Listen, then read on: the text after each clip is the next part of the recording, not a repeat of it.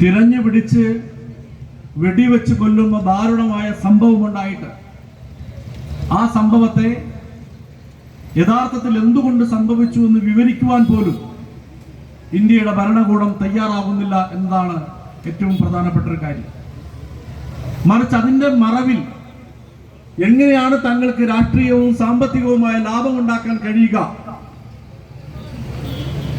എന്ന് ഇന്ന് ഇന്ത്യ ഗവൺമെന്റും അതുപോലെ ഗവൺമെന്റും ശബ്ദമെടുത്തുകൊണ്ടിരിക്കുന്നു. ഇന്ത്യയുടെ ഗവൺമെന്റ് ഇപ്പോൾ 60,000 കോടി രൂപയുടെ വെടിക്കോപ്പുകൾ വാങ്ങാൻ അമേരിക്കക്കും ഇസ്രായേലിനും ഓർഡർ കൊടുത്തിരിക്കുകയാണ്. തൊട്ടപ്പുറത്ത് പാകിസ്ഥാൻ അതിന്റെ സൈനിക നീക്കങ്ങൾ കടുപ്പിച്ചുകൊണ്ട് ഞങ്ങളും 50,000 കോടി രൂപയുടെ ആയുധങ്ങൾ മേടിക്കുമെന്ന് പ്രഖ്യാപിച്ചിരിക്കുകയാണ്. എന്ന് പറഞ്ഞാൽ എങ്ങനെയാണ് രണ്ട് ഗവൺമെന്റുകളും ജനവിരുദ്ധമായി മാറിക്കൊണ്ടിരിക്കുമ്പോൾ ഒരു ഭീകരാക്രമണത്തെ എങ്ങനെയാണ് അവർ ഉപയോഗപ്പെടുത്തുന്നത് എന്ന് നാം മനസ്സിലാക്കിയിട്ടുണ്ട്. നമുക്കറിയാം, 6 കൊല്ലം മുമ്പ് 2019 തെരഞ്ഞെടുപ്പിന് മുമ്പ് ഈ ഇന്ത്യ രാജ്യത്തെ ഏറ്റവും പരുങ്ങലിലായ രാഷ്ട്രീയ പ്രസ്ഥാനത്തിന്റെ പേര് BJP എന്നായിരുന്നു. കർഷക കലാപങ്ങളുടെ പേരിൽ അതിനു മുമ്പേ നടന്ന 5ഓളം വരുന്ന സംസ്ഥാനങ്ങളിൽ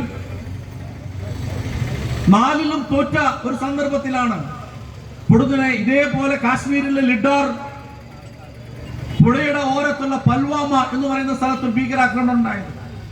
ആ ഭീകരാക്രമണത്തിൽ സാധാരണ മനുഷ്യരല്ല കൊല്ലപ്പെട്ടത്. 40ഓളം വരുന്ന ഇന്ത്യയുടെ അതിർത്തി കാക്കുന്ന സൈനികരാണ് മരിക്കപ്പെട്ടത്. അതിനെ എങ്ങനെയാണ് 6 കൊല്ലം മുമ്പ് BJP രാഷ്ട്രീയമായി ഉപയോഗിച്ചത് നമുക്ക് മുമ്പിലുണ്ട്. അതുപയോഗിച്ചുകൊണ്ട് രാഷ്ട്രരക്ഷയുടെ ദേശാഭിമാനത്തിന്റെ വാക്കുകളൊക്കെ പ്രയോഗിച്ച് ഈ രാജ്യത്ത് ഭീകരരെ കുറിച്ച് പറയാത്തവരെല്ലാം ഭീകരവാദികളാണ് എന്ന് മുദ്ര ചെയ്തുകൊണ്ട് കുറച്ചു കാലത്തിലേക്കും മനുഷ്യരെ മുഴുവൻ തടങ്കലിൽ വെച്ചുകൊണ്ട് ആ തെരഞ്ഞെടുപ്പിൽ വിജയിക്കുന്ന സന്ദർഭമുണ്ടായി. ലോകത്ത് യഥാർത്ഥത്തിൽ എല്ലാ ഭീകരവാദ പ്രസ്ഥാനങ്ങളും സ്വയംഭൂവായി ഉണ്ടായിട്ടില്ല എന്നതാണ് ചരിത്രം നമ്മോട് പറഞ്ഞുകൊണ്ടിരിക്കുന്നത്. 1928 പിറവി കൊണ്ട ബ്രദർഹുഡ് അടക്കമുള്ള ഭീകരവാദ പ്രസ്ഥാനങ്ങളെല്ലാം ഈ നാട്ടിലെ വലതുപക്ഷ ഗവൺമെന്റുകളുടെ പിറവിയുടെ ഭാഗമായി ഉണ്ടായിട്ടുള്ളതാണ്. നമുക്കറിയാം, ഇവിടെ സഖാവ് നന്നായിട്ട് വിശദീകരിച്ചു. അത് കേരളത്തിലോ ഇന്ത്യയിലോ മാത്രമുള്ളൊരു പേരല്ല. ലോകത്തെല്ലായിടത്തും മാനവികതയ്ക്ക് വേണ്ടി നിലകൊള്ളുന്ന ഗവൺമെന്റുകളെ തകർക്കുന്നതിന് വേണ്ടി 1950-കൾക്ക് ശേഷം അമേരിക്കൻ സാമ്രാജ്യത്വം വളർത്തിയുണ്ടാക്കിയതാണ് ഭീകരവാദ പ്രസ്ഥാനങ്ങളെല്ലാം. ഒസാമ ബിൻ ലാദൻ എല്ലാം പിറവികൊള്ളുന്നു. അവരെല്ലാം ഉപയോഗിച്ചിട്ട് ആ ഗവൺമെന്റിനെല്ലാണ്ടാക്കി. പക്ഷെ നാം ഓർമ്മിക്കേണ്ട ഒരു കാര്യം, ഈ ഇന്ത്യ ലോകത്തിനകത്ത് 1990 വരെ സോവിയറ്റ് യൂണിയനും അതുപോലെ തന്നെ സോഷ്യലിസ്റ്റ് ചേരിയും നിലകൊള്ളുന്ന ഒരു കാലത്ത് ഒരുപാട് ഭീകരവാദ പ്രസ്ഥാനങ്ങൾ ഉണ്ടായിട്ടുണ്ടെങ്കിലും അവക്കൊന്നും തന്നെ ഈ മനുഷ്യരുടെ ആൾനാശം ഉണ്ടാക്കാനുള്ള കരുത്തുണ്ടായിരുന്നില്ല.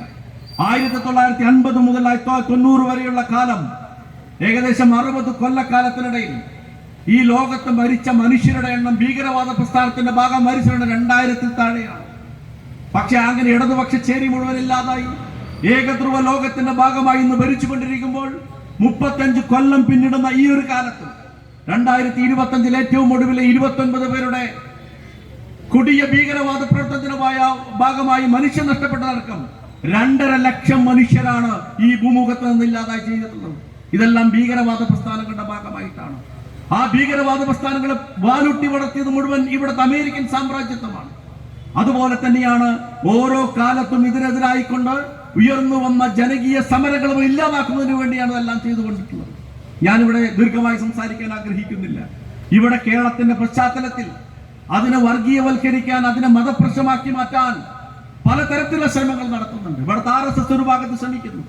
RSSന്റെ പത്രമാധ്യമങ്ങൾ പുറപ്പെടുവിച്ചത് എന്താണ്? ഈ ഭീകരവാദികൾ ചോദിച്ചത് ഏത് ജാതിക്കാരാണ്, ഏത് മതക്കാരനാണ്, മുസ്ലിമാണെങ്കിൽ വെറുതെ വിട്ടു എന്നാണ് പറഞ്ഞത്. അവരുടെ ഈ പറയുന്ന പ്രചരണത്തിന്റെ ഏറ്റവും വലിയ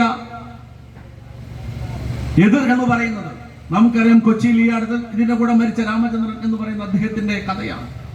മറുഭാഗത്ത് ജമാഅത്തെ ഇസ്ലാമി അടക്കമുള്ളവർ ഇതൊരു ഉശിരുള്ള പ്രവർത്തനമാണ് എന്ന രീതിയിലേക്കാണ് പോകുന്നത്. ഉശിരുള്ള പ്രവർത്തനം എന്ന് അവർക്ക് പറയേണ്ടി വരും. കാരണം ഇതിന്റെയൊക്കെ പിതാമഹന്മാർ എന്ന് പറയുന്നത് ഈജിപ്തിലെ ബ്രദർഹുഡാണ്. ആ ബ്രദർഹുഡിന്റെ പിൻഗാമികളാണ് എന്ന് ഞങ്ങൾ വിശ്വസിക്കുന്നവരാണ് കേരളത്തിലെയും ഇന്ത്യയിലെയും ജമാഅത്തെ ഇസ്ലാമി എന്ന് പറയുന്നത്. അപ്പൊ നമുക്കറിയാമല്ലോ, ബംഗ്ലാദേശിൽ അടുത്ത കാലത്ത് പ്രശ്നമുണ്ടായപ്പോൾ അവിടുത്തെ ജമാഅത്തെ ഇസ്ലാമിയാണ് അവിടെ വർഗീയത വിത്ത് മുഴുവൻ പാകിയത് എന്ന് നമുക്കറിയാൻ വേണ്ടി കഴിയും. ഇവിടെ ഇപ്പൊ അവർ പറയുന്നു, ഏറ്റവും ഒടുവിൽ വന്നവർ ഒരു സമരമുണ്ടല്ലോ വഖഫ്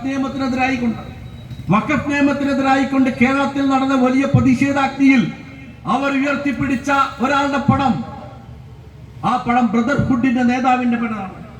ബ്രദർഹുഡിന്റെ നേതാവിന്റെ പടം ഇപ്പോഴും ഉയർത്തിപ്പിടിക്കുവാൻ യാതൊരു മടിയുമില്ലാത്തവരാണ് ഇപ്പോൾ ഇവിടെ മതേതരത്വത്തെ കുറിച്ച് സംസാരിക്കുന്നത്.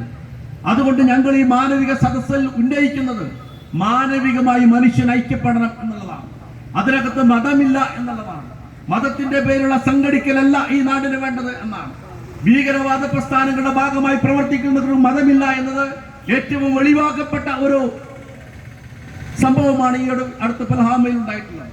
29 പേരിൽ മരിച്ചവർ പലരും മുസ്ലിങ്ങളാണ്, രക്ഷിച്ചവർ പലരും മുസ്ലിങ്ങളാണ്. ഞങ്ങളെ രക്ഷിച്ചവർ നന്ദേട്ടൻ പറഞ്ഞു, രാമചന്ദ്രനും അദ്ദേഹത്തിന്റെ മകൾ വളരെ സെൻസിറ്റീവായി വികാരനിർഭരമായി നമ്മുടെ ക്യാമറയ്ക്ക് മുമ്പിൽ ഒന്നും പറയുന്നത്, എന്റെ സഹോദരങ്ങൾ ജീവിച്ചിരിക്കുന്നുണ്ട് കശ്മീരിലെന്നാണ്. അവരുടെ പേര് മുസ്ലിം നാമധാരികളാണ്. അപ്പൊ ഈ ഭീകരവാദ പ്രസ്ഥാനത്തെ ഒറ്റപ്പെടുത്തേണ്ടത് മതത്തിന്റെ ലേബൽ വെച്ചിട്ടല്ല, മാനവികതയുടെ ലേബൽ വെച്ചിട്ടാണ്. ഇതെല്ലാം തന്നെ ഓരോ രാജ്യത്തും വളർന്നു വന്ന വലതുപക്ഷ ഗവൺമെന്റുകളുടെ സ്പോൺസർഷിപ്പാണ് എന്ന് മനസ്സിലാക്കാൻ കഴിയുന്നുണ്ട്. നാം ഈ വൈകുന്നേരങ്ങളിൽ ഇവിടെ സ്വീകരിക്കുന്നത് ഇതിന്റെ എല്ലാം അനുരണങ്ങൾ നമ്മുടെ പ്രദേശത്തും ഉണ്ടായി വരുന്നുണ്ട്. ആ വരുന്നതിനെയെല്ലാം ഒറ്റക്കെട്ടായി മാനവികത ഉയർത്തിപ്പിടിച്ചുകൊണ്ട്, സാഹോദര്യത്തെ ഉയർത്തിപ്പിടിച്ചുകൊണ്ട് അതിനെ നേരിടണം. അതിനെതിരായി നിൽക്കുന്ന എല്ലാ ശക്തികൾക്കെതിരായ പോരാട്ടമാണ് യഥാർത്ഥത്തിൽ CPM ആഗ്രഹിക്കുന്നത്. അതിന്റെ ഭാഗമായി ഇവിടെ വന്നിട്ടുള്ള മുഴുവൻ ആളുകളെയും ഹൃദയംഗമായി അഭിവാദ്യം ചെയ്തുകൊണ്ട് ഞാൻ നിർത്തുന്നു. അഭിവാദനങ്ങൾ.